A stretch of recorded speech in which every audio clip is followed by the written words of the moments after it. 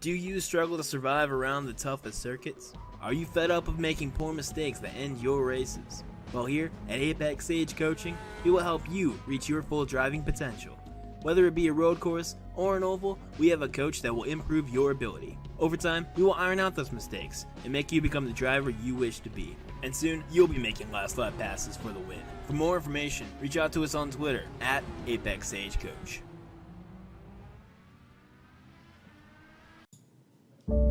Hello and welcome to another fantastic week of Formula One racing here on SLR. We pride ourselves on delivering top on-track action such as overtakes. Oh, Danny on the inside, sorry, Danny on the inside. And of course, where would we be without some crashes and drama? Pace around this track. Oh, and spinning is Canopis. That's his microlander at the inside. No, Danny. And lots more. What started out as a fun idea quickly developed and grew into one of the most influential and recognizable online F1 leagues across the F1 platform. Every new season saw more and more big names join the roster, all battling harder and harder to claim the coveted SLR title. This season will be like no other before it. The strongest lineup we have ever seen. Old champions rejoining to battle the new top dogs of SLR. All of the tiers in SLR are fielding their respective strongest to date, with much to fight for and achieve. But if you have come to witness Titans battle Titans, well, you've come to the right place. Welcome to Tier 1.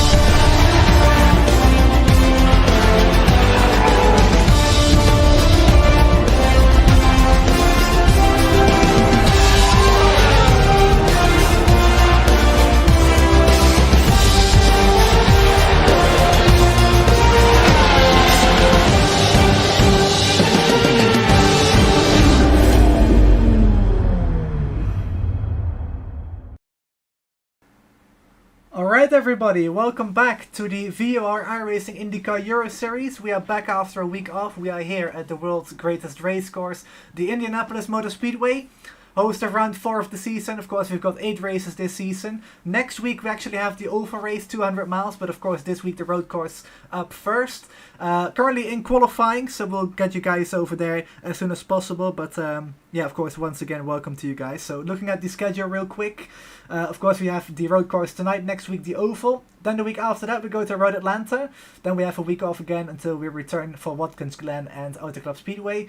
Tonight's race, next week's race and Watkins Glen are lined up with the main VOR IndyCar main series. So expect some crossover drivers to make an appearance, just like tonight and 2 weeks ago at Spa.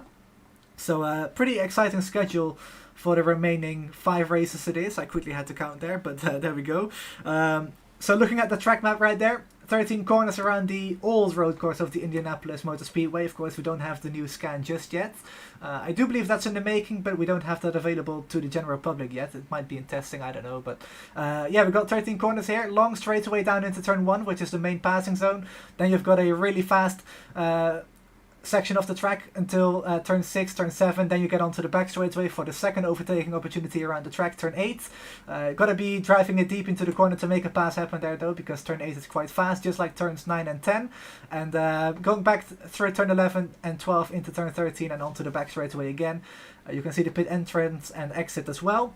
Pretty straightforward. So gonna be an exciting race here with the long straights. Should be a great race to watch. Currently cars are out on qualifying. I did make a mistake myself though. I'm not actually in the session as a spectator. I'm in the session as a driver. So yeah, obviously I'm not racing. And because iRacing does it this way, I am not able to look at everybody out on track. So we're gonna have to do it with some beautiful scenic shots provided by Whiplash Media. So thanks to Andrew Cardinal for sending me over those camera shots. But there you can see the IMS podium, which the top 3 will be going to tonight after this race. But currently Oscar Frederickson on the professional pole with Yuka Akison in P2. 2 tenths between the 2 drivers. Rubble Sadler making a return to the league itself in P3 at the moment. A good effort for him so far. Only 4 tenths behind the professional pole time. 2 tenths behind Akesson. So that's the top 3. After that we got Cofield, Merckx, Sepp Kinder, Geisler, Strauss, Manikus, who's a new driver in the league. He actually uses the number 31, which is usually my number, but of course I'm in the booth up here, so I'm not using it, so he did it. And he's actually from the Netherlands as well, so he might be one of my favorite drivers in this league already. Just kidding, of course. But Matthew Green in the 10th position with a 1 minute 14.3.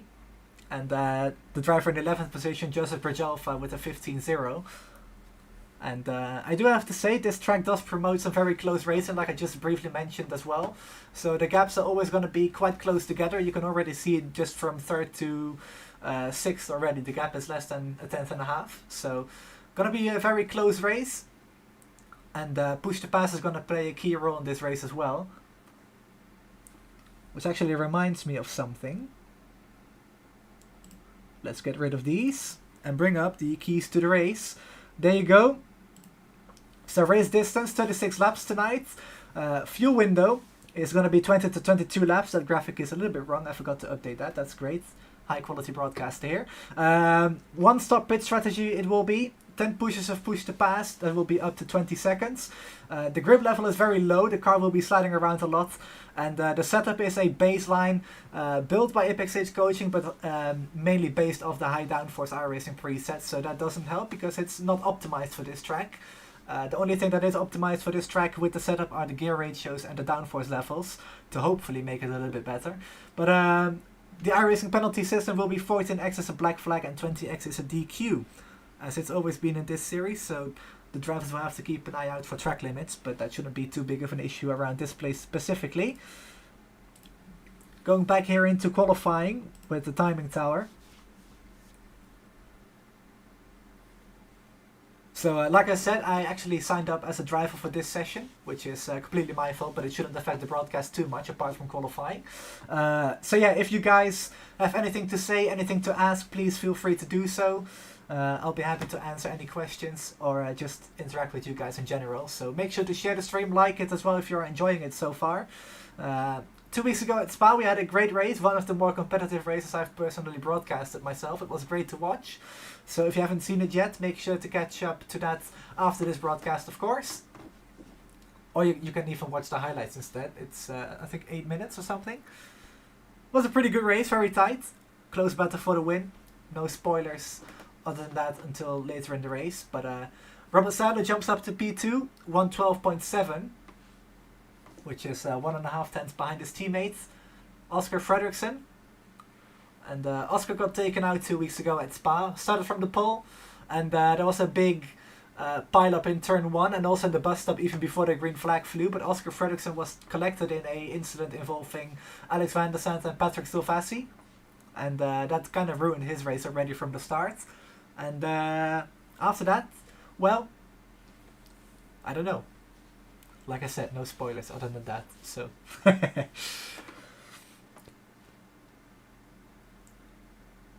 I'm probably going to be milking the fact it was a great race to watch though. So yeah.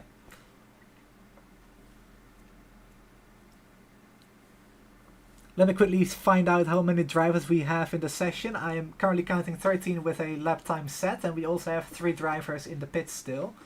Actually make that 2 because I still counted myself in it. I'm not racing of course, so 2 drivers. 15 drivers will take the green flag tonight, which is 2 less than 2 weeks ago, but still a very nice field size.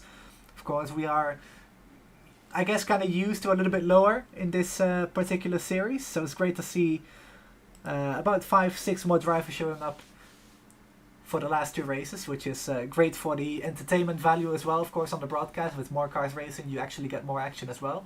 Who could have figured that out? And the car count is up, so yeah.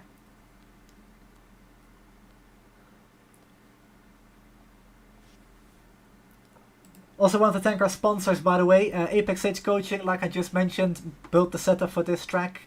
They built the setups for a few other tracks as well. Next up for them actually is Red Atlanta. So yeah, the setups will be featured on there. Majors Garage is also a setup shop, by the way. So yeah, check them out in the description. There's a referral link to help us out as a league on any Majors Garage purchases. And also, of course, Slipstream League Racing, F1 2021 PC League Racing. The season is currently on a halt because of some game issues, which are pretty big. A lot of desync. If you guys don't know what that is, the cars are just not synced up. So it looks kind of silly on broadcasts, I can tell you that much. So yeah, that's why we don't have the SLR races going on at the moment.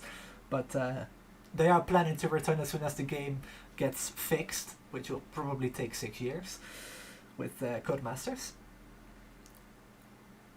Hopefully it doesn't, but yeah.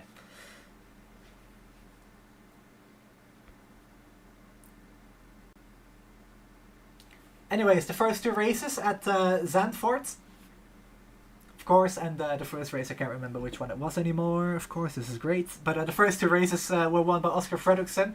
2 weeks ago it wasn't. We saw a first time winner in the series. So let's see if Oscar can do it again to maybe reopen up his win streak with one, of course, maybe trying to win Indianapolis next week. But we could see someone else win tonight as well. Alex van der Sar looking very quick. He just went up to P1 on the qualifying results. Just went 2 tenths quicker than Oscar Frederickson. So looking good out there. And Alex was one of the drivers involved on lap 1 2 weeks ago. So he is looking for some better results here tonight. We actually have 2 races here at the Indy Road Course. Of course, tonight here. First up is the Euro Series race. And later on, about 4 hours from now, we will be taking the green flag for the main series at the same venue, the Race vs IndyCar Challenge at Indianapolis. So if you guys are still up by then, it's going to be late for the Europeans, 1 a.m. it's going to be. If you're still up by then, go to the Cat and Esports Network, which is where you can watch the race. And we have some of the best drivers in VOR racing there. Also have some tonight here in the Euro Series, but the main series is where the actual high level of competition is at. It's not the main series for no reason. Huh? Yes. Smooth. I'm just rambling on here right now because I honestly don't really know what to say, what to talk about here, to be honest, because we're not really watching anything. Because, yeah, I signed up as a driver and not as a broadcaster. F1 2021 vibes, yes. F1 2021 is the greatest game ever. It's better than iRacing. Not really. Got Danny Groot in the chat. Let's go Merckx. So he's cheering on Sven Merckx, who is currently in the 6th position for the Platinum Racing team. Blue. I've actually got 2 minutes left here.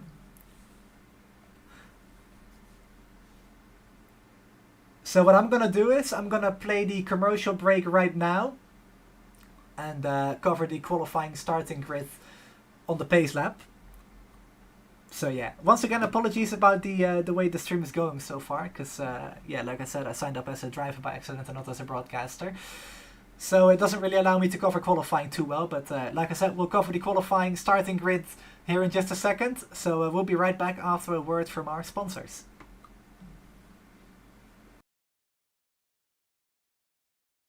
Do you struggle to survive around the toughest circuits? Are you fed up of making poor mistakes that end your races? Well, here at Apex Sage Coaching, we will help you reach your full driving potential.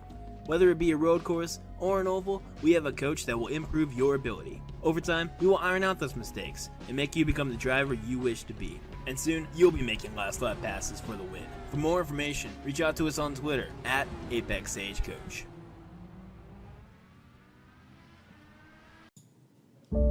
Hello and welcome to another fantastic week of Formula One racing here on SLR. We pride ourselves on delivering top on-track action such as overtakes. Oh, Danny on the inside. Sorry, Danny on the inside.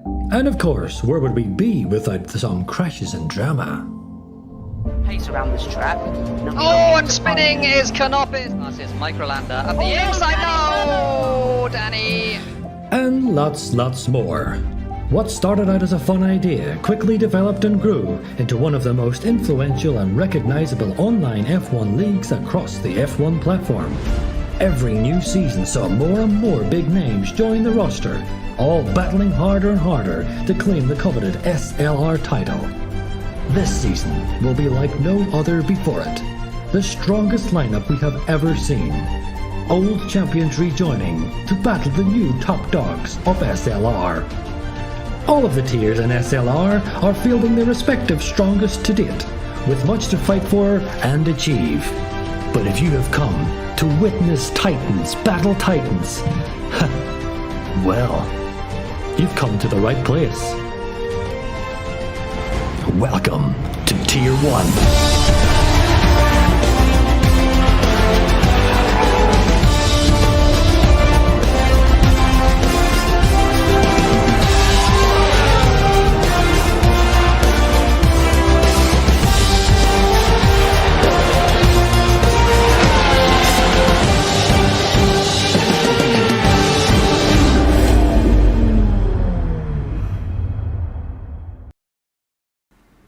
Alright guys, welcome back to the fourth race of the season here at the Indianapolis Motor Speedway road course. Cars currently gridding up for this 36 lap race. Gonna be a great one. The season 2 opener here last season was a great race to watch as well. One of the more competitive races last season. The cars were very close together in that race. So expecting a similar on-track product here tonight. So it should be a great race here once again. We'll cover qualifying results in just a second as the cars complete gridding up. And the good news is that you can see it on the screen. We do have a pace car on the grid, unlike Silverstone. So we're going to have a rolling start as is originally intended, which is great. Got Tristan in chat saying Superior Sim, F1 2021 that was, which we just talked about for a second. Yes, the best sim in the world right now. Majid is going to win the race for sure. We'll have to wait and see. He did pretty well 2 weeks ago. So yeah, anything can happen here tonight. Danny wrote in the chat saying hope Merckx is going to give him a fight for it. Well, we hope so indeed for sure. Gonna be a great race, like I said. Drafts is going to be a key role in this race as well, with the long straights. Push to pass in effect as well, 10 pushes of 20 seconds. Which is perfect for the keys to the race, by the way. Fuel window, 20 to 22 laps, 1 pit stop. And grip level is going to be low. So here we go. For round 4 of the season. Let's pick up Alex van der Sant here. It's time to bring up the qualifying results here. Or the starting grid, let's say. Got Alex van der Sant on the pole with Oscar Frederickson alongside him on row 1. Second race in a row where Oscar Frederickson has been beaten to the pole by another driver. So Oscar looking to make up some ground into turn 1. Yuka Akison and Rubble Sadler on row 2. Robert doing an excellent job in his first qualifying session back in VOR after a little while. Matt Hughes and Sven Merckx in row 3. Don't mean to pronounce it like a Dutchman. I'm gonna try my best here. But yeah, Matt with a pretty solid qualifying result at his home race. Row 4, Daniel Kofoed and Seth Kinder. Pretty decent qualifying by both of them. We saw Seb right up there in Spa as well, so he's making a big step forwards. Torin Majid and Thomas Geiser on row 5. Row 6, Julian Manikas and Matthias Strauss. Row 7, Matthew Green and Joseph Rajalfa. And then row 8, Lewis Whittle, the only car on that row.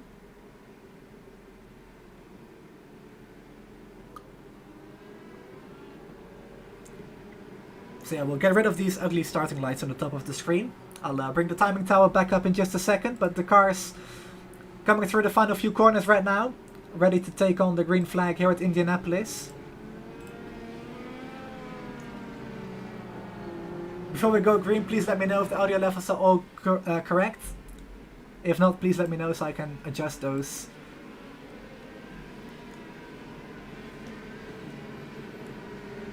In a second. So here we go, after a week off in the VR IndyCar Euro Series, we are back at Indianapolis for 2 races. First up the road course, next week the oval. Alex van der Sant and Oscar Frederickson on the front row. Field bunched up pretty nicely so far. Let's hope we can keep that this way. As the pace car pulls into the pits right there. Alex van der Sant is going to pick up the pace when he feels like it, and he does that right now. We are green, green, green from the world's greatest race course. And here we go, into turn 1. Oh, there's Hugo Ackerson going up the inside already on Alex van der Sand. And he's going to try to take the lead on the outside now. He is on the black tires though, with Alex van der Sand on the reds.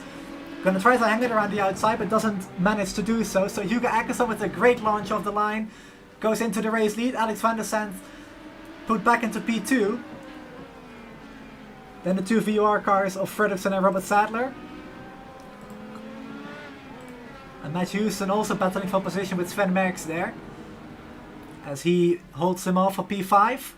Onto the Herman Boulevard again. Hugo trying to weave to warm up his tyres. Alex van der Sand going to the outside now, making move around the outside there. Great move for Alex to retake the lead on lap 1 at Indianapolis. So he's back into the race lead. And Hugo Ackerson is going to continue to struggle for some rear grip in the first few laps on this stint. The blacks take a very long time to warm up properly, but the reds will be falling off after a few laps as well. So if Alex wants to stretch a gap, he's going to do it quickly. He's already got 6/10 on the straight, but of course with the long straight and the big draft, Ackerson will be able to catch up again a little bit. And everybody to the pit wall on the inside there. It's great to watch. Everybody going defensive, trying to pick up the draft as well from the car in front. But Alex van der Sand leads lap 1.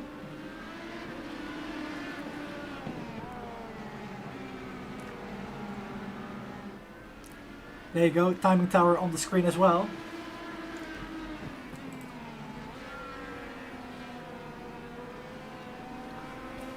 Audio sounds good, but it has a Dutch accent. Well, I'm gonna try. I haven't really English. I haven't really spoken English in a little while, so I'm gonna have to get used to it again. But yeah, gonna try my best here.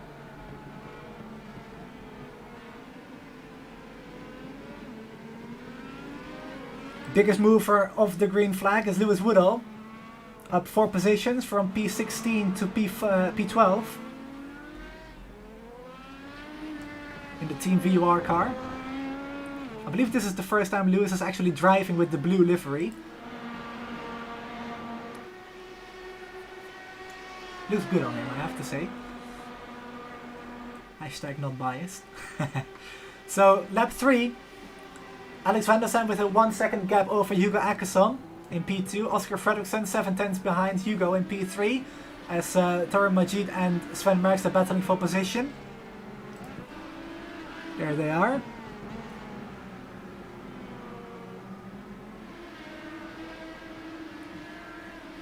Tarun making his second start in the series. He actually won 2 weeks ago at Spa. Yes, spoilers are out the window now.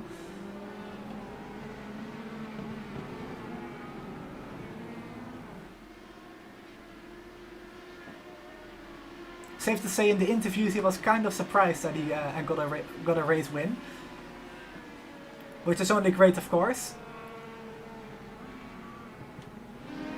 It showed right away as well that he knows how to drive the IndyCar, even though he's not as experienced with it as other cars.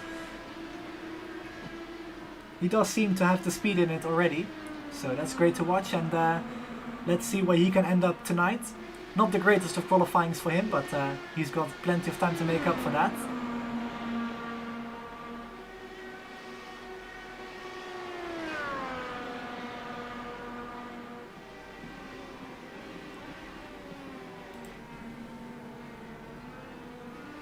Not much really happening at the front of the field here. So when we get a chance, we'll bring up some lap 1, lap 2 replays. And just as I say that, Oscar gets really close to Hugo Ackerson, so let's go on board with Oscar. Wanted to say the Swede, but they're both Swedish, so that sentence doesn't really go too well. All of these guys except Alex on the black primary Firestones, the harder compound of the two, and you actually have to use both of the compounds in the race in order to not be disqualified after the race.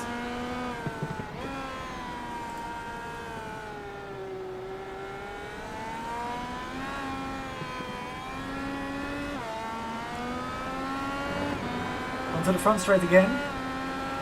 And if you pay close attention to the steering wheel, you can actually see the push to passes left for the drivers as well. It says 10 on the steering wheel for Frederickson right now, so he is saving up his push to passes for later on in the race.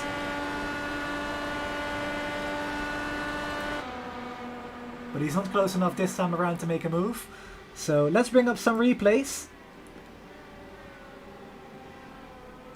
Starting with Alex van der Sand's move for the race lead here. There he goes, on the outside line. Simply with more grip on the reds, is able to hang his car around the outside and make a brilliant pass for the race lead. Simply lovely, I have to say. That was awesome.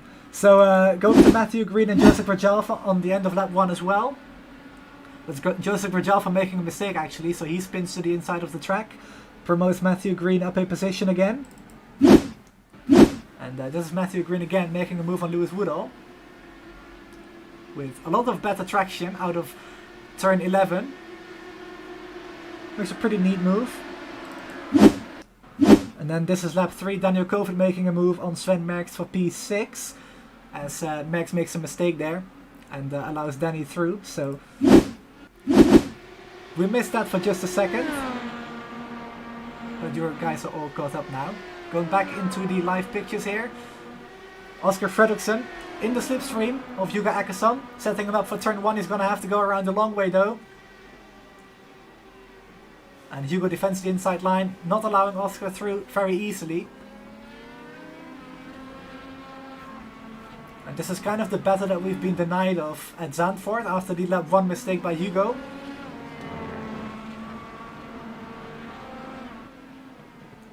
So these guys finally get the chance to battle it out on track. And Hugo, not defending hard, but defending really well at the moment.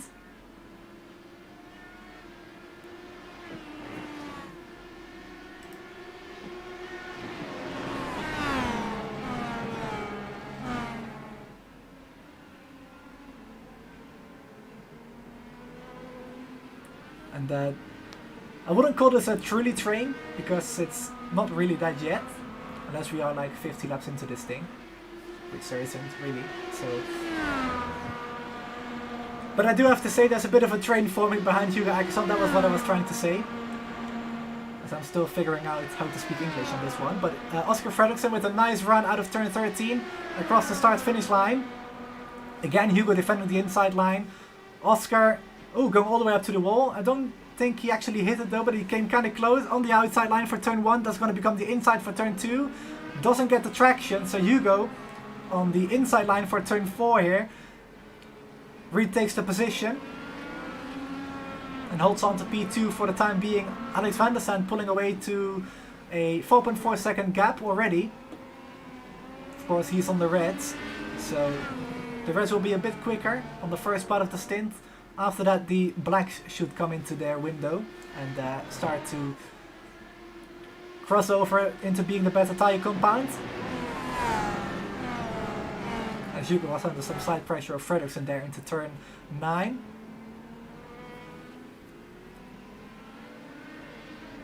Sorry. Into turn 12. Let's see if Oscar can set him up again. Maybe complete the pass this lap. Now he's on the push to pass on the outside line here with a lot of overspeed. He's got to be careful though that he doesn't pass him too early, so Hugo Akason can come back at him into turn 1. He's in front for the time being though, and just as I said, Hugo gonna come back to the outside line but isn't able to complete the pass, so Oscar Frederickson takes over P2. After a lot of overspeed across the yard of brakes as Hugo Akason overshoots his braking point, goes straight on in turn 4. That's going to promote Rubble Sadler, Daniel Cofield, Matt Houston, Sven Merckx, and a lot more drives up a position as Hugo rejoins in P10.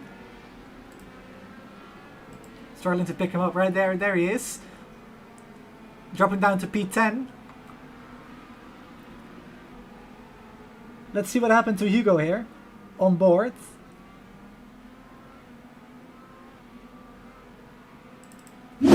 Let's actually go on board with Hugo for the full pass here. And through turns 3, 4 and 5. So there he is on the push to pass, picking up the draft again like I said. Gonna come back to the outside line here. Oscar takes the inside, so he takes that position.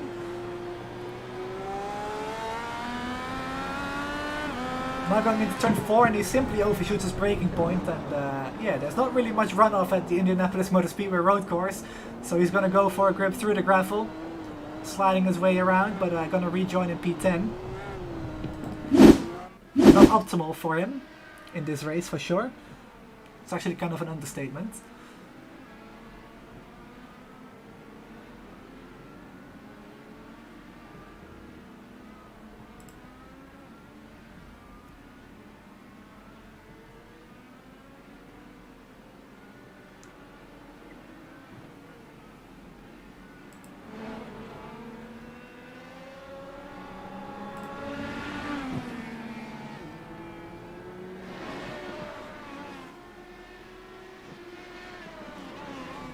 Hugo to the outside line here on Matthias Strauss.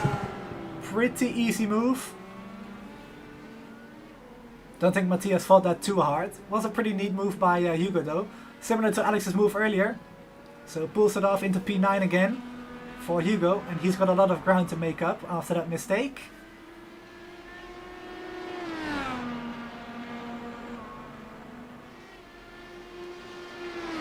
See on the session events that Lewis Whittle and Daniel Kofoed have had incidents. So let's go to Lewis Whittle on lap 5 first.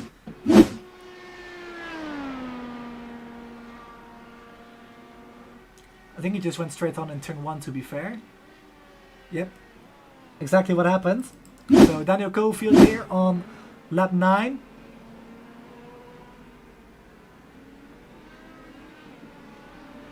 Into turn 12 and takes the grass on the entrance to turn 12. 11 actually, into turn 12 here, and loses the rear end, but gets it back going again. He is under some slight pressure from Sepp Kinder here though, so let's see if he can get around Daniel here. Already driving the high line, so I don't think he will. Actually, I'm not quite sure about that one yet, so Sepp Kinder to the outside line here.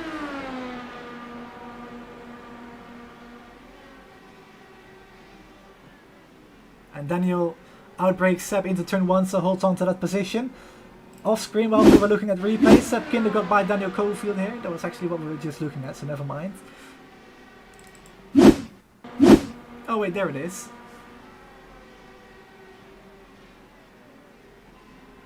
Yeah, I'm confused right now. Whatever. It keeps giving me the same replay every time. We already saw this. So anyway, sorry about that, going back to live pictures here. That was just a car that went off the track, I think. That is showing Sepp Kinder that actually went off the track. Let's see what happened in the battle with Daniel Kofoed here. Now it's showing the correct lap. So he got by Daniel Kofoed somewhere, and Daniel Kofoed just rear ends him into turn 1. Sepp Kinder spins to the inside line. Turn Majid also gets by. And rejoins the track there, so he literally just got hit up the rear there. That wasn't very nice by Daniel. As Matthias Strauss also made a mistake. Matthew Green going by him there.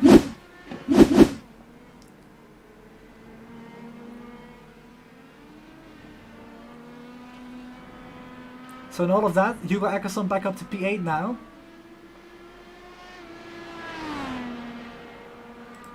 I have to say, Alex van der Zandt is doing a really good job to keep these tires in the right operating window. It's been 11 laps, 12 laps. You would think the Reds would have fallen off by now, but they don't appear to have that fallen off that much. He is still driving similar lap times to everybody around him. Sterling Majid gets around Daniel Kofoed as well. And he's just gone off the track there. Goes straight on. Maybe some wing damage actually after that earlier contact. Let's see if I can spot any. Looks okay to me, so must have just outbroken himself there into turn 1.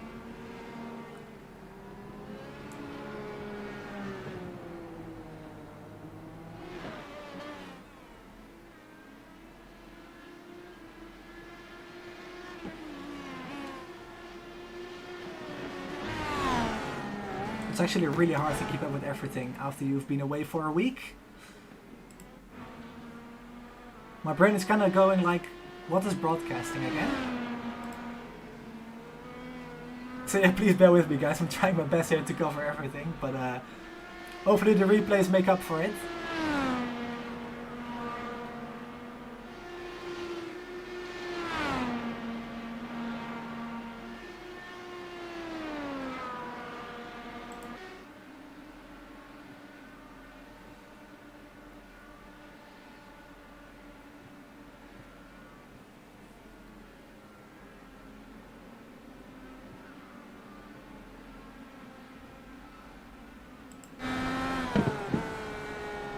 I think this is the closest battle on track at the moment. Hugo Akesson trying to chase down Daniel Cofield for P7.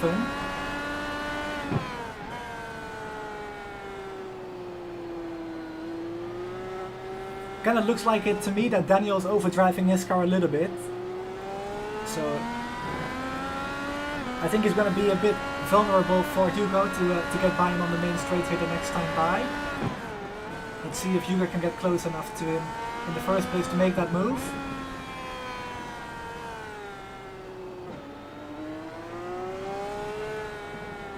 You can see Hugo short shifting into second gear, a bit of a moment there, out of turn 11, but he's actually short shifting to protect the rear tires. Like I said in the keys to the race, the grip level is very low around this track. It's an old scan as well, so the asphalt is a little bit, let's say, suboptimal in terms of grip. So the car wants to slide around a lot, and we are seeing that here as well. As Hugo tops out into turn 1 in 6th gear. Not close enough for a move yet.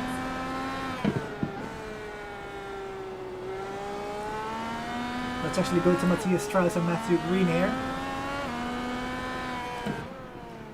And just before I switch to the TV angle, you heard Matthias lift off the throttle there to save some fuel, which is something that you can do around this track in this race as well. You can actually make it on one stop without saving, but some drivers prefer to be on the reds for as little as possible.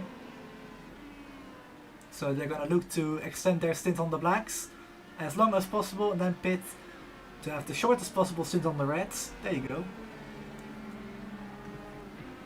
And the reason they want to do that is simply because it's too risky on the reds, with the tires falling off. And just like that, Alex van der Zandt into the pits as soon as the window opens to go onto the black primary tires. So here he goes.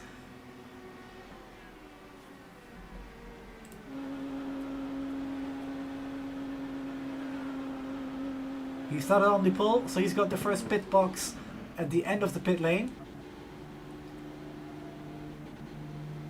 So car up the jacks, and he goes on to the reds again, which is strange.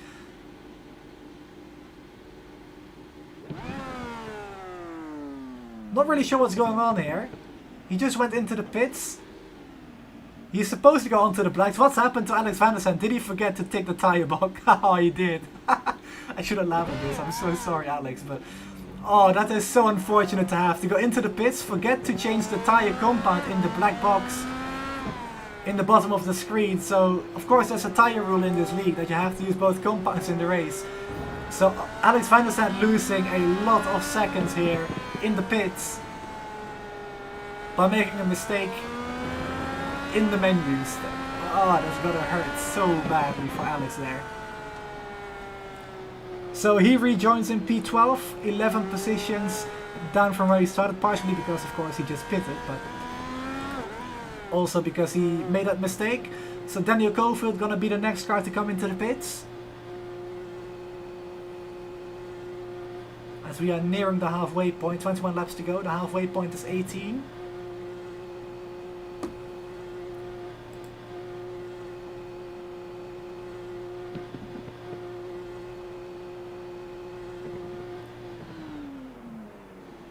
Into the pit box Daniel goes. Actually overshoots his pit box there by quite a bit. From the reds to the blacks. There he goes.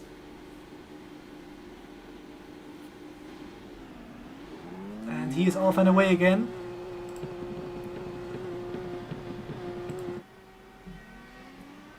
As he rejoins just behind Alex. So I think in all of this, Alex is going to rejoin it right about P5, P6 once all the strategy plays out. Well, I shouldn't really call it strategy, there is only one strategy, so one stop. So once all the pit cycles play out, it's probably a better way to put it. But 20 laps to go, Team VOR still going on the blacks.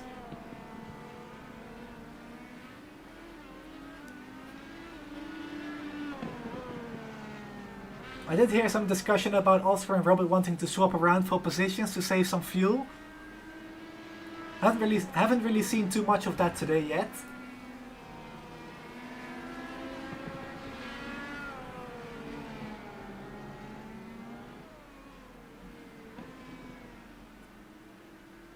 And also I think that I didn't mention today yet, Rubble Sadler, there he is, from London in the UK. He actually won this race a season ago. Back then it was the season opener in the Platinum IndyCar Series powered by VOR. Of course, that's now the VOR IndyCar Euro Series. But he actually won this race a season ago. It was his first IndyCar League race win in his career. So Robert's got good memories around this place. And he's looking for another strong result here tonight. He looked very fast in practice the other day, on Thursday.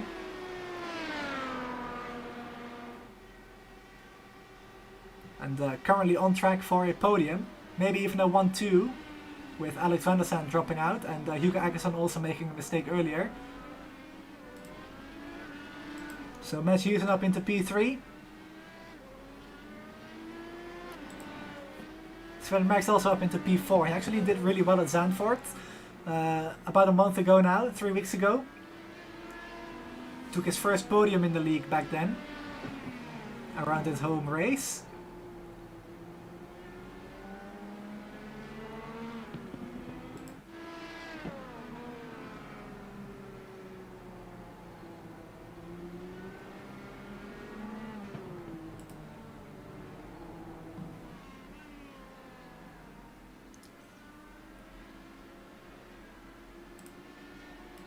Let's keep an eye out on the front runners to see if they pit. In the meantime, let's quickly do some chat interaction, because why not?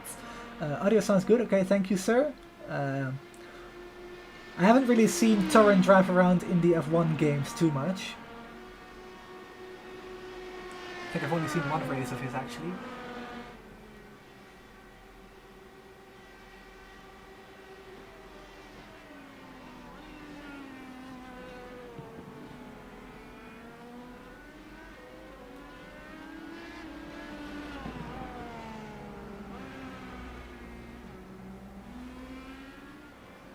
It is indeed a very close race. Top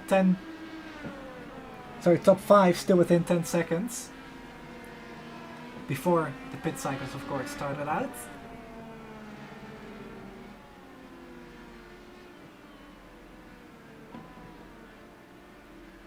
Currently got one DNF and Lewis Whittle. The second one is myself, but I'm broadcasting, so I'm not actually in the race. Which is part of why the qualifying coverage, quite honestly, was bad. I couldn't watch any of the cars because iRacing doesn't allow you to when you are registered as a driver.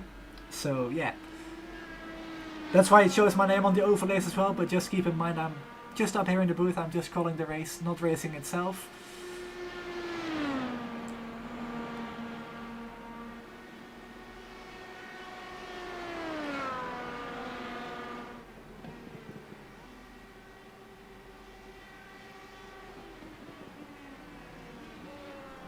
So the top 4 still deciding to stay out. Hugo Aggerson pits from P5. He made that mistake earlier in the race, trying to do a recovery drive. Not sure why he's weaving his steering wheel around so much in the pits.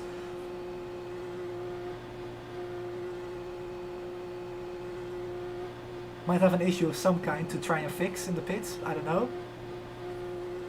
But into the pits he goes. Driving through all the pit stalls. I don't think that's allowed.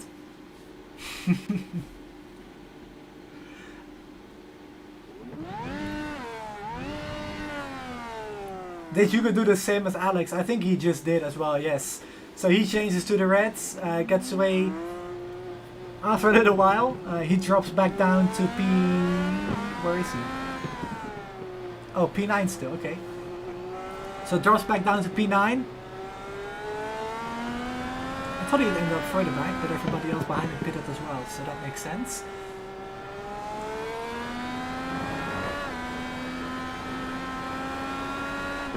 So currently the gap's spread out pretty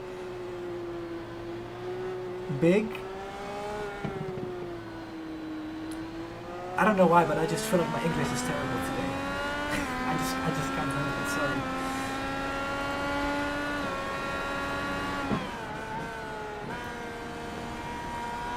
Do you guys ever have a day where you just everything that you like know how to do, you suddenly just don't?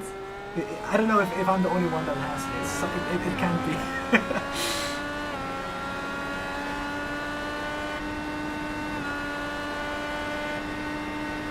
So Hugo on his outlap trying to make up ground on the reds on the push to pass down the main straight. He's pulling pretty good speed down the front straight. Let's actually bring up a graphic if I can in time. No, I can't, of course. Great.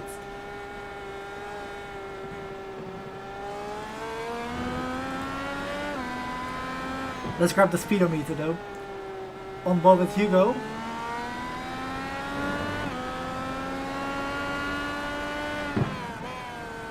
Into turn 6 here. This one is very long. Easy to take too much speed into it. And go wide like I think Daniel Cofield did earlier. Turn 7 very tricky on the throttle as well, especially on old tires. The car wants to step out away from you and put you into the wall. Turn 8, 9 and 10. Very flowing bit. Turn 10 being the slowest of them all. Into turn 11.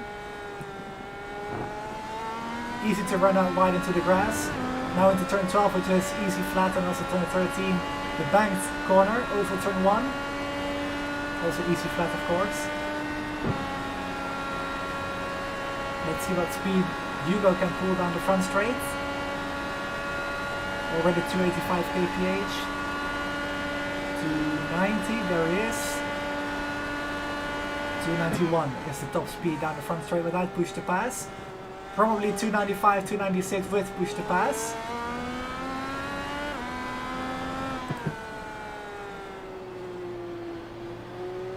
Alex van der Sant is closing in on Sven Merckx here for a change in position. Alex trying to make up some ground as well after that pit stop mistake.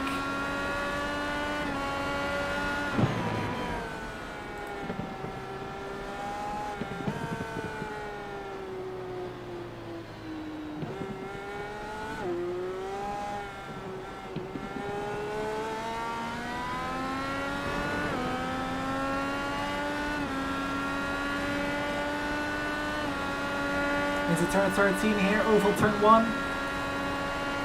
Picks up the draft there. I don't think Sven is going to fight this one too hard. Unless Alex wants to stick behind and save some fuel, which I don't think he will, but who knows? Actually, he isn't close enough into turn 1 yet, so Alex has to stay behind for a little bit longer. As Rubble Sadler has just fallen 4 seconds away from his teammate. So I think he just made a mistake, or he's really starting to struggle now.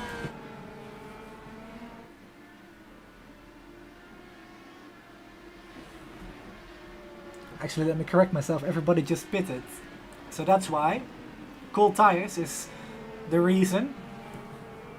Robert's got to be careful here to get by Thomas Geisler. As Matt Houston is right there as well, trying to take advantage of this.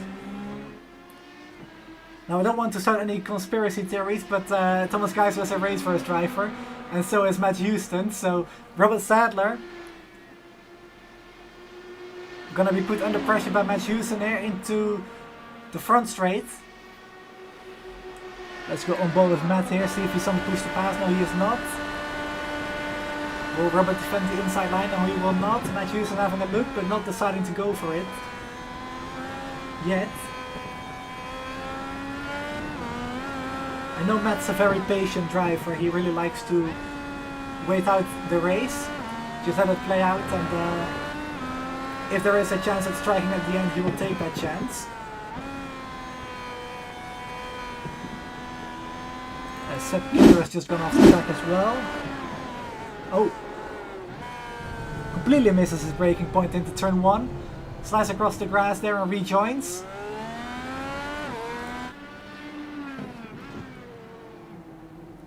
Gotta be careful on the dirty tires though, with another car right behind him.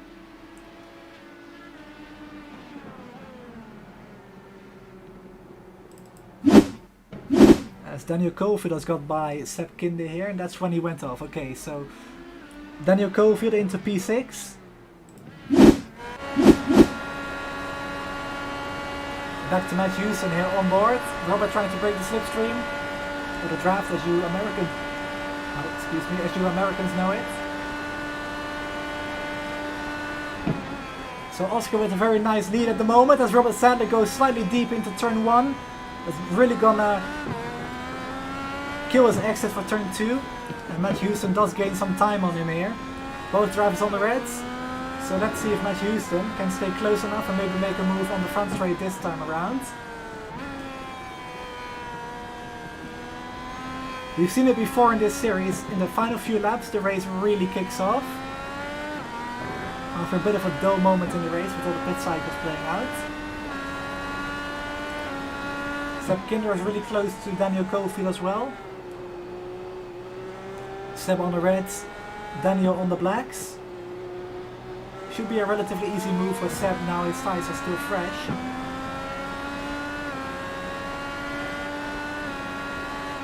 He is weaving to have a little look there, but isn't close enough to really try anything there. As Majid just dropped down a few positions as well.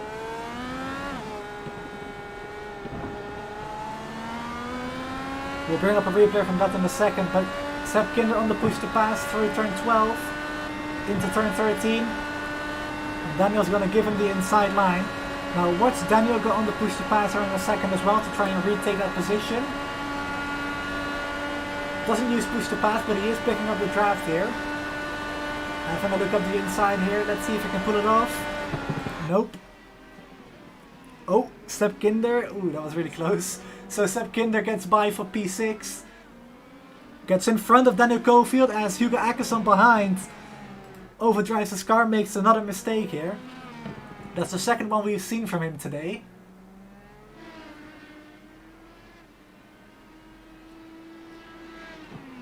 So tonight not really going his way. That's for sure. So Torin Majid makes a mistake on lap 25. Ooh, big slide. I almost caught it, but yeah, still slides into the fence there. Almost caught it. That was almost a really good save. Let's go on board with him here for this one. There he is, on the power too soon. Almost caught it. Oh, that was so close to catching it. It almost comes to a point where I'm sad he didn't catch it.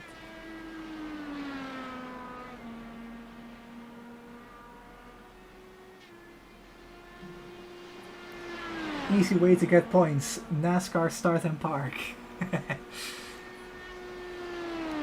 If only I actually raced in here, it would actually matter for points, but it doesn't. Which is, in a way, kind of a shame. It would be kind of funny, though, to like be broadcasting and have 5 points for starting the race and still end up in front of somebody in the championship.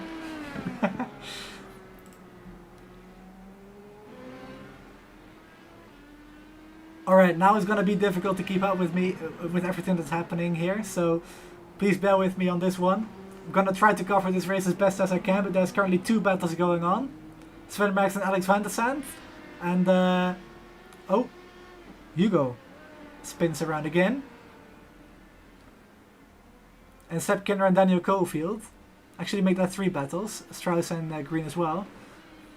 But yeah, I'm not really sure what's happening to Hugo Akesson here. I mean, to me it looks like he's overdriving, but yeah. I don't really know what to make of this, to be honest. Just gotta take it a little bit easier.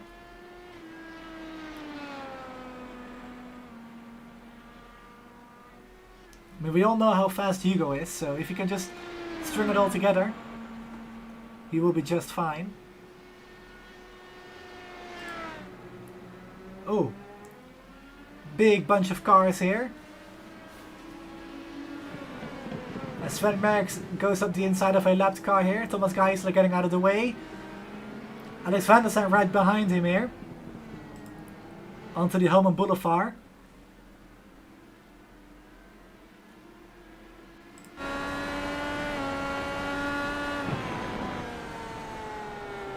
Let's stay with this camera angle down the front straight here in just a second.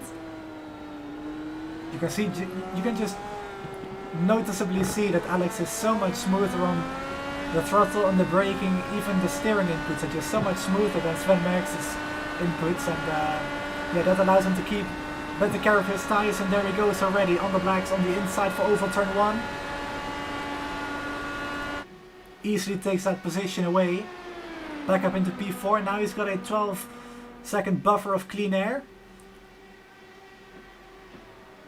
I don't think he can make that up in 8 laps, but Alex is a fast driver, so who knows. Let's keep an eye out on his progress here in the final few laps.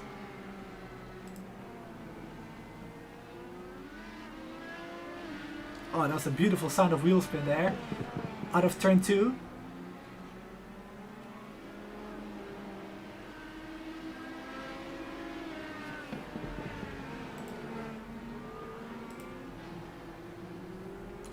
Trying to get a wider angle, there you go.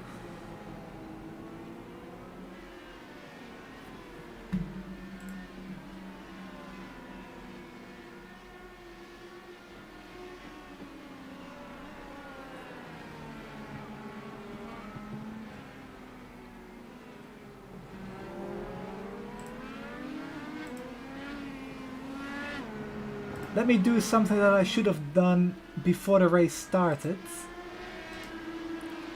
And that is championship talk. As Joseph Grajava gets out of the way of the leaders here. So Oscar Frederickson went into this race with a 33-point lead over Matt Houston in P2. And Oscar will be pulling away from Matt in the championship standings after this one again, if they finish where they currently are. Sven Merckx currently in the 3rd position in the championship standings going into this round. Sepp Kinder and Thomas Geisler rounded off the top 5 in the Drivers' Championship. As Daniel's getting really close to Sepp Kinder now, so let's keep an eye on this battle instead before we miss anything.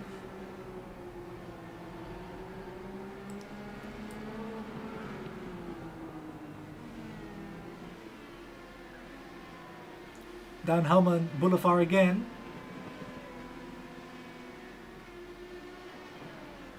Oh! Daniel driving it deep into turn 8. Looked a little bit closer on my screen than it really was, but they all got away with it. Quickly covering the team standings. Team Raceforce leads that by 6 points over SLR Gamoniers. Then there's a 12-point difference to the Platinum Racing Team Blue. Then another 8-point gap to Team VOR in the 4th position in the championship standings. Team Watson Racing carried by the one and only Sepp Kinder, who is still racing for P6. In the 5th position in the championship standings with 86 points. Then we've got PRT Red and Risitas Grand Prix. So those are the standings going into this race. That's all going to change in about 6 laps though, but still.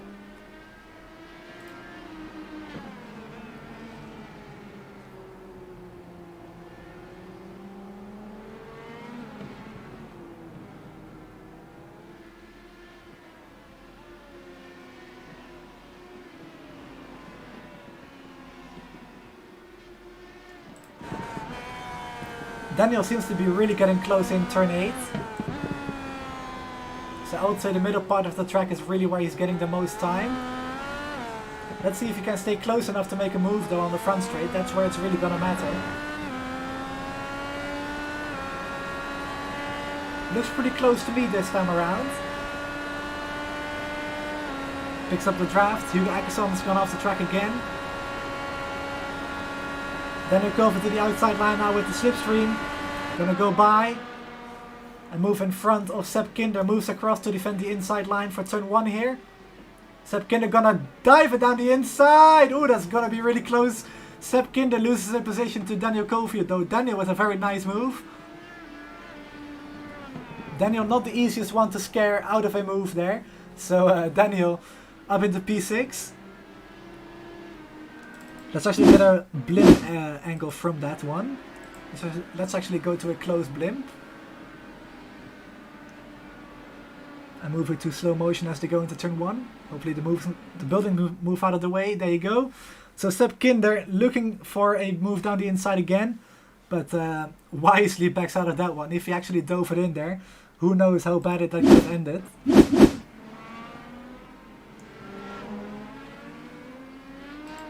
Rubble Sadler though picking up the pace a little bit. The gap to his teammate in front is 3 seconds. And Rubble's actually putting away a little bit from Matt Houston as well. So currently Oscar Frederickson on track to get another win. 3rd win of the season here. And Rubble Sadler looking to get a P2 at the same track he won at a season ago.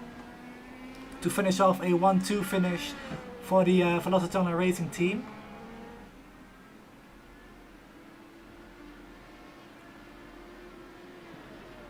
And correct me if I'm wrong, but with Matt Houston in 3rd, Thomas Geiser in 12th, and the SLR Gamonier drivers in 6th and 10th, Team VOR should be on top of the championship standings in the teams standings after this race.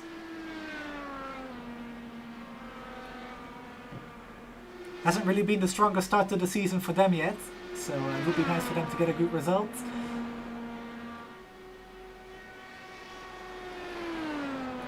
And also Alex van der Sand recovering to P4 is a very solid result so far after that mistake in the pits. Alex led by about 4 seconds before he pitted.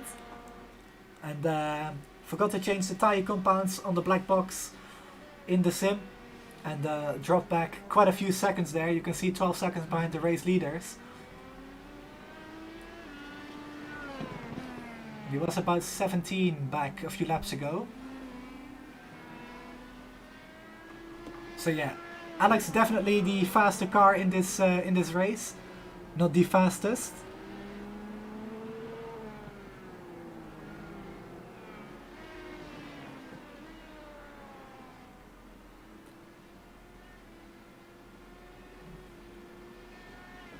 Even though it's not worth any points, the current fastest lap in the race is by Oscar Frederickson, the leader of the race. There he is. In turn 13. Coming across the line for 2 laps to go.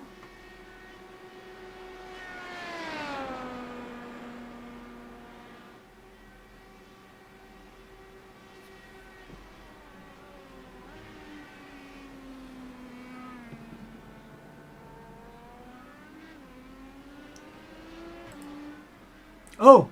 Matthias Strauss has just gone around in turn 7. And lost a position to Matthew Green. And Matthew is making a big step forwards in the IndyCar. When he came into it, he wasn't very experienced with this style of open wheel racing.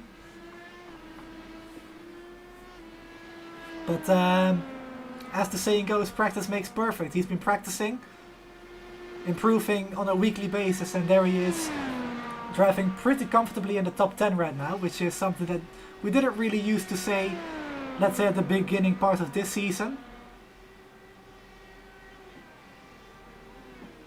So doing a great job here tonight. Up 4 positions from where he started. That's actually the biggest mover in the field as well.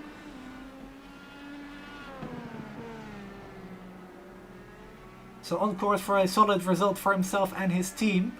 But Oscar Frederickson crosses the line to start the final lap here at Indianapolis. The top 3 in the same shot. As Oscar goes into turn 1, Rubble Sadler still in 2nd place. He's got about 1.2 seconds on Matt Houston. So not too much pressure on him. There's a battle for P8 going on, but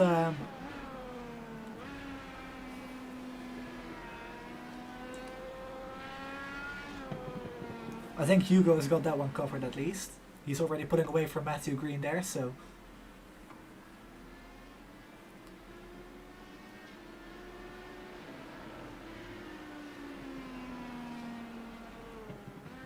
Into the final few corners for Oscar Frederickson, the championship leader, gonna extend his championship lead even more. Capitalized from Alex van der Sand's mistake in the pits, and really never looked back, so he's gonna win the Indianapolis Grand Prix, third win of the season after getting taken out at Spa. He is back to victory lane at Indianapolis as well for good measure. Oscar Frederickson wins after 36 laps at the world's greatest race course. Rubble Sadler comes home in P2 to complete a Team VOR 1-2 finish. I shouldn't say this, but this is beautiful to watch. And we're gonna get team donuts here from Oscar Frederickson and Rubble Sadler. Matt Houston finishes in the third position, and Alex van der Sand finishes P4 still, 6.5 seconds behind the race winner. Turn Majid also goes straight on in turn 1.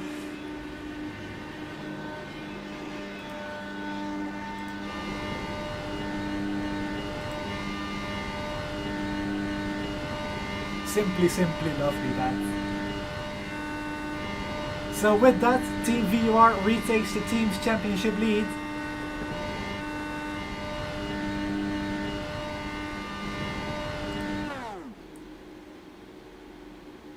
With quite honestly a dominant performance by the two drivers, so congratulations to them. As the final drivers are finishing up their races as well, Matthew Green finishes in P9, biggest mover in the field. And we'll go over the full results here in just a second. Let's actually grab the scenic blimp here and get the race results up. So there you go. Oscar Frederickson wins the Indianapolis Grand Prix in front of his teammate Rubble Sadler in Team VOR 1-2. Matt Houston comes home in third for Team Raceway with Sunset Arctic Games, 5 seconds off the win.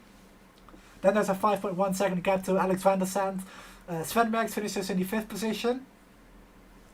Daniel Cofield and Seb Kinder finish in 6th and 7th. Hugo Ackerson and Matthew Green 8th and 9th. And Matthias Strauss rounds off the top 10. Drivers outside the top 10 are Turan Majid in P11, Thomas Geisler P12, Julian Manikas in P13, Joseph Rajalfa in P14 and Lewis Whittle, the final finisher here tonight, in P15.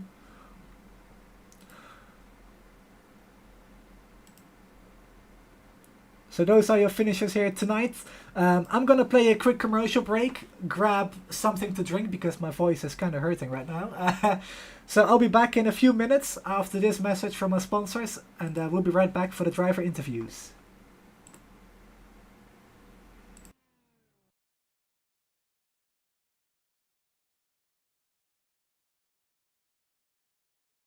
Do you struggle to survive around the toughest circuits? Are you fed up of making poor mistakes that end your races? Well, here at Apex Sage Coaching, we will help you reach your full driving potential. Whether it be a road course or an oval, we have a coach that will improve your ability. Over time, we will iron out those mistakes and make you become the driver you wish to be. And soon, you'll be making last lap passes for the win. For more information, reach out to us on Twitter at Apex Sage Coach.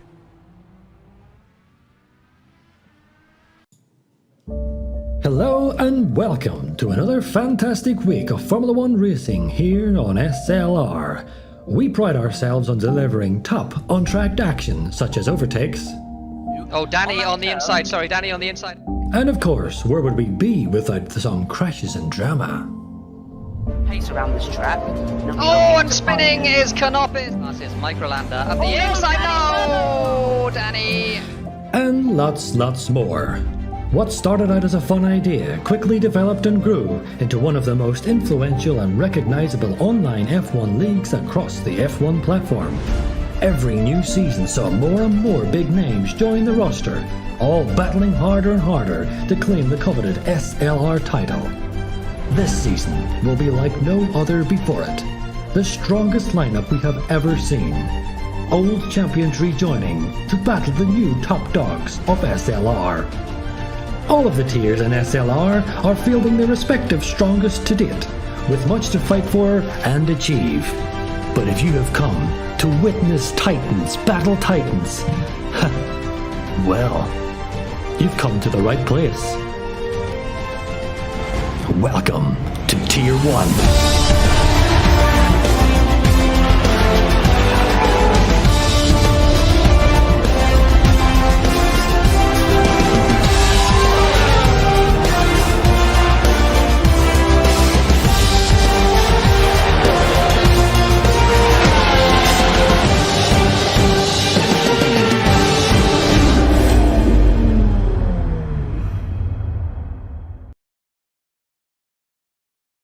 Alright, welcome back everybody. We're here for the driver interviews. We'll bring in Matt Houston first, the driver in the third position.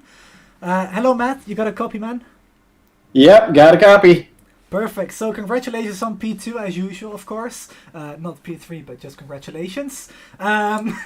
We'll say pretty quiet race for the most part, if I saw that correctly. You were involved in a few battles here and there, but overall it wasn't too stressful, was it? Yeah, I mean, I didn't think I really had much for the cars ahead of me, and this track is very draft heavy. So I was just kind of waiting for people to make mistakes. I made a mistake myself on the exit of whatever the corner is that brings you to the oval. So I made a mistake there. I went back about 3 seconds, but then luckily for me, I mean, it didn't matter for the results, but Robert had a mistake in the pits apparently, and that put him right in front of me after the cycle of pit stops. So we had a pretty good battle, but I really didn't have much for him. That whole final stint was just, conserving, trying to figure out how to survive with the tires to the end. It was only a 13-lap stint on that, on the red tires. But overall, I'm happy with that to get the podium. Alex was really fast. I wasn't sure what happened to him, so I wasn't really counting on getting a podium. But in the end, that's pretty good.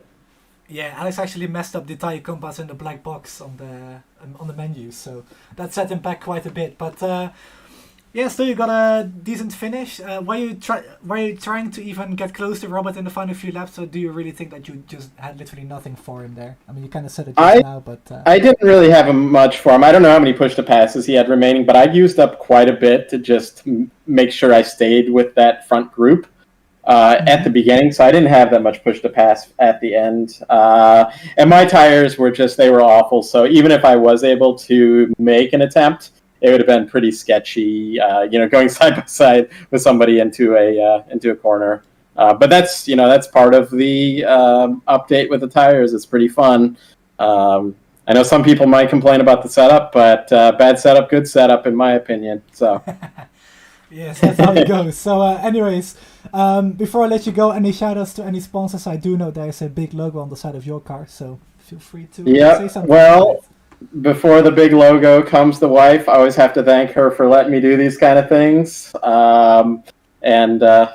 She supports me and lets me do this however many times a week that I race. So she's primary on that. But of course, there is RaceVerse on the side of the car, so I get to thank myself. But we've got a whole team. We run over in Lionheart. We've got like 9 drivers in Lionheart. We're doing pretty well over there. We run over in the VOR Primary Series. We run in the Formula Indy Series. And, of course, Dakota has Sunset Arctic Games. They're making a game that's supposed to be coming out, I believe, in November called Echo Blade. Check it out on Steam. We see Dakota, drop those links all the time. So definitely check it out, though. Wishlist it on Steam. That will let you know when it comes out on the release date.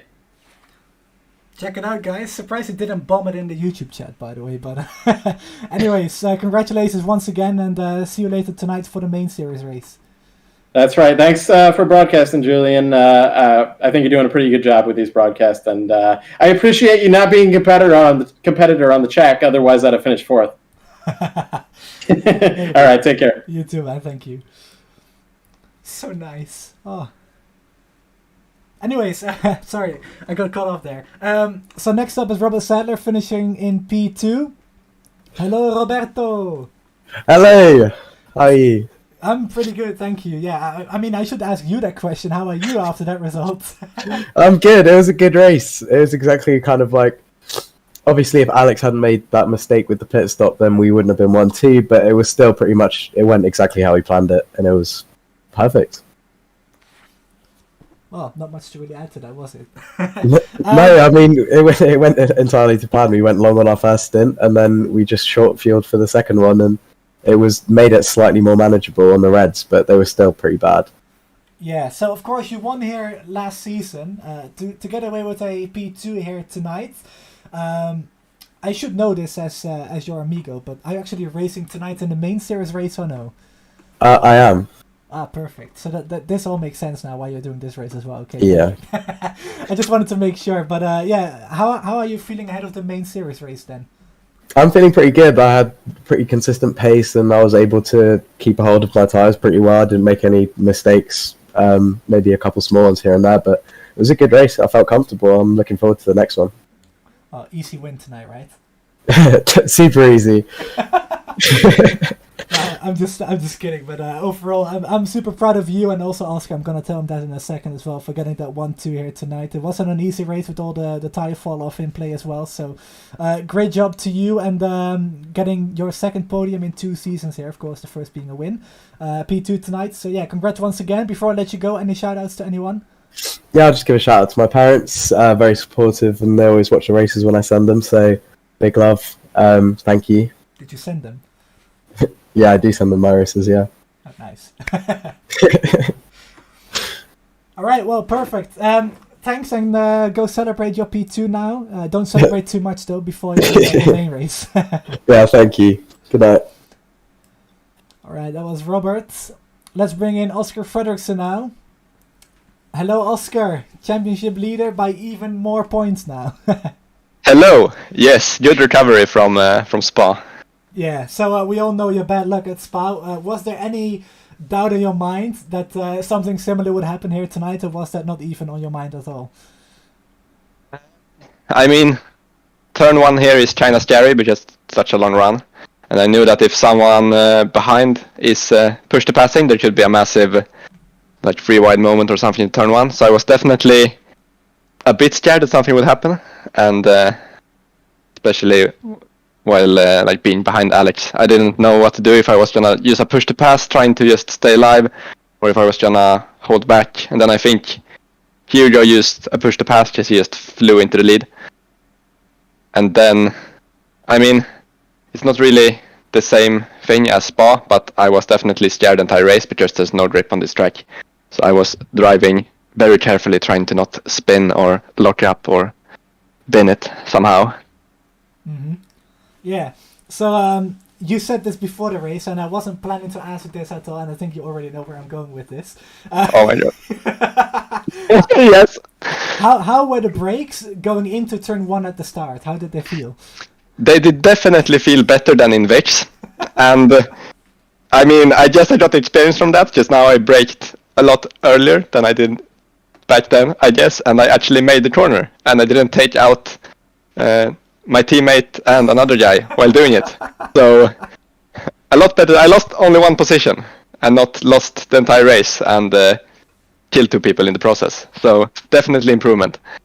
Sorry, I just had to do it, man. When you said it before the race, I was just like, let's do it. But anyways, we did see that Robert caught up to you at the end of the race there. Were you guys on the Discord saying, like, let's just catch up a little bit to maybe pull away from Matt? Robert that was, or was he actually trying to race you at the end there? It wasn't really about, like, me dropping back to give him the slipstream or anything for fighting Matt. But I think when he was fighting Matt, he was they would push to passing every lap. So he caught up by that, and then I, having like a 5-second lead, I was taking it very easily on the tires.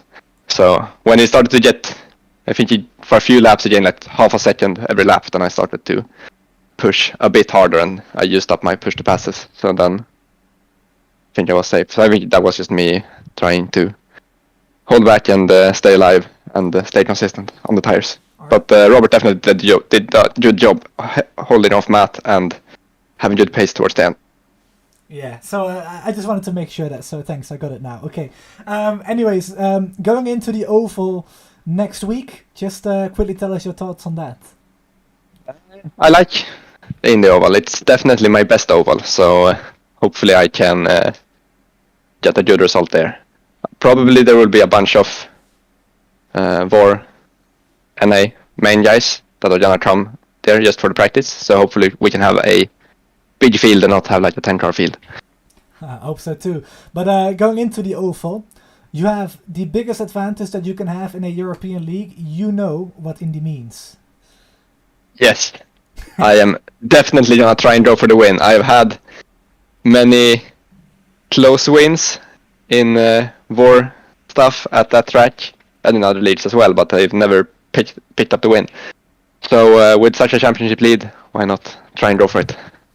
That's the mentality that we like to hear. So anyways, before I let you go out and celebrate, don't do it too much. I told Robert this too before the main race. Do you have any sponsors or any other people that you want to shout out to? Definitely a big shout out to Robert. He came up with our strat for this race, starting on the blacks. And we got the 1-2 for Team VOR. So shout out to Team VOR and extra big thank you to Robert. And hopefully we can keep this momentum into the big race tonight. Right, perfect. So like I said, go out and celebrate, but not too much. And see you later tonight, man. Yeah, see you tonight. Right. I'm sorry, guys. I just had to ask Oscar that question. We were like joking about this before the race started. If you guys don't know what the VIX is, it's the virtual IndyCar series that we used to race in. And yeah, he locked up and took me out. We were championship contenders at the time. So that was kind of the backstory behind that. I just wanted to get it out there. Because why not? But anyways, we've got the main series race tonight on the Captain Esports Network. Stream goes live at 1:30 a.m. Central European Summer Time. That's 7:30 p.m. Eastern US time. If you're in the Central US, that's 6:30. Wow, I know time zones really well. So yeah, check it out. The main series guys will be taking on to the Indianapolis Motor Speedway road course. It's going to be a very competitive race with a lot of the quick guys from the IndyCar community racing, so it's going to be great. This race was already pretty entertaining, so I can't wait to see how that race is going to go. I'm going to swap the mic for the cockpit, so I want to thank everybody for watching, all the sponsors, Majors Garage, Slipstream League Racing, and Apex Stage Coaching. Go check them out, the links are all in the description. Thanks to all the viewers, and see you all next week for the Indianapolis 200 in the VOR IndyCar Euro Series. Take care, guys.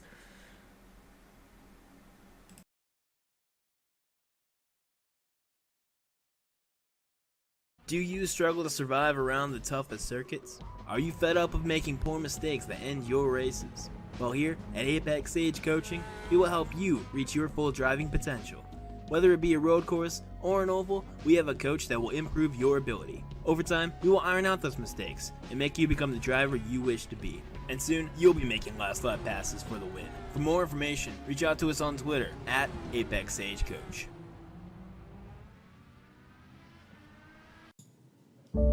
Hello and welcome to another fantastic week of Formula One racing here on SLR. We pride ourselves on delivering top on-track action such as overtakes. Oh, Danny on the inside. Sorry, Danny on the inside. And of course, where would we be without some crashes and drama? Pace around this track. Oh, and spinning is Canopis. That's Microlander at the inside. No, Danny. And lots more. What started out as a fun idea quickly developed and grew into one of the most influential and recognizable online F1 leagues across the F1 platform. Every new season saw more and more big names join the roster, all battling harder and harder to claim the coveted SLR title. This season will be like no other before it. The strongest lineup we have ever seen. Old champions rejoining to battle the new top dogs of SLR. All of the tiers in SLR are fielding their respective strongest to date, with much to fight for and achieve. But if you have come to witness Titans battle Titans, well, you've come to the right place. Welcome to Tier 1.